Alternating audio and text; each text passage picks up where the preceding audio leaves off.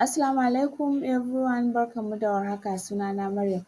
Yau insha Allahu zan nuna muku yadda za ku yi editing homepage ɗin da muka yi creating a Elementor. So da farko dai kai idan ka tashi ai baka da Elementor ko za ka ga baka da shi, so za ka je nan ƙasa sai ka latsa plugin ɗin nan sai ka sa add new.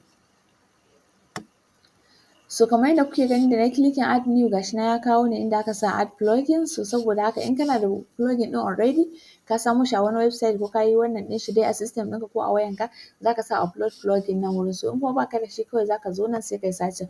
Tunda za mu yi editing homepage ne za mu yi searching Elementor.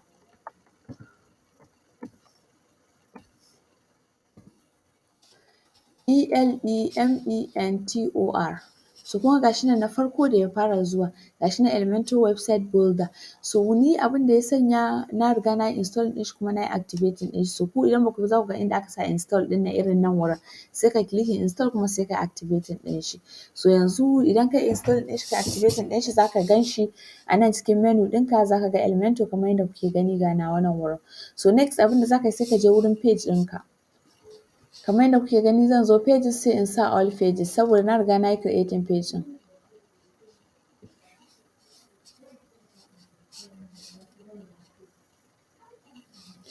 So kamar yadda kuke gani gashi nan, so sai in zo wannan front page ɗin shine wanda na yi creating sai in buɗa shi in sa edit.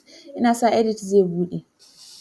So kun ga wannan shine page ɗin da na yi creating. So saboda yanzu muna da Elementor kun ga an sa edit with Elementor, amma in baka da Elementor baka installing plugin ɗin ba za ka gan shi ba, sai ka latsa. Kana latsawa zai ɗauke ka kai ka Elementor. To kamar yadda kuke gani gashi ya kawo ni Elementor, amma ku ba za ku ga wannan header ɗin ba. Abin da ya sa ku ga wannan header ɗin saboda already na yi creating header and footer a website ɗina. So da kun tashi in kuna so ku yi creating front page wani mai hoto ƙatoto haka a sama za ka latsa wannan plus icon ɗin. Idan side ɗaya kake so in side biyu kake so, so yanzu ɓangare ɗaya muke so column ɗaya muke so sai in latsa shi. So kun ga gashi nan ya kawo ni. So idan na latsa shi zan zo daga nan ƙasa wurin inda aka sa height ɗin nan sai in maida shi minimum height. So kun ga ya yi faɗi haka. So daga nan wurin sai in je style sai in idan ina so in ƙara hoto wannan zan latsa inda aka sa background type sai in sa. Idan color nake so zan zaɓi color daga nan wurin, idan kuma hoto nake so sai in yi choosing hoto daga system ɗina. To yanzu zan yi choosing hoto daga system ɗina.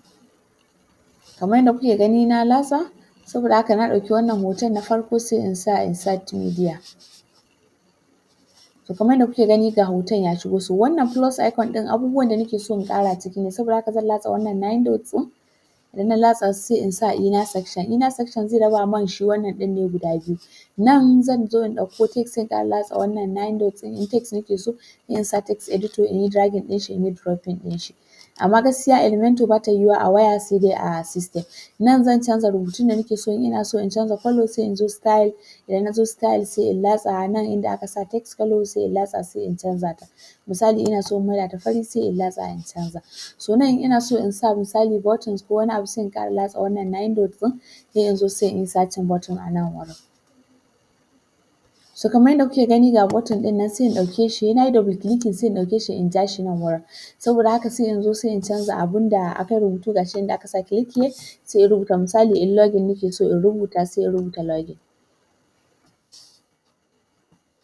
So kun ga na sa login. So daga nan ƙasa zan cire wannan hash ɗin sai in sa link, misali in link ɗin login ɗina in je a website ɗina in kwafo shi sai in zo in sanya shi.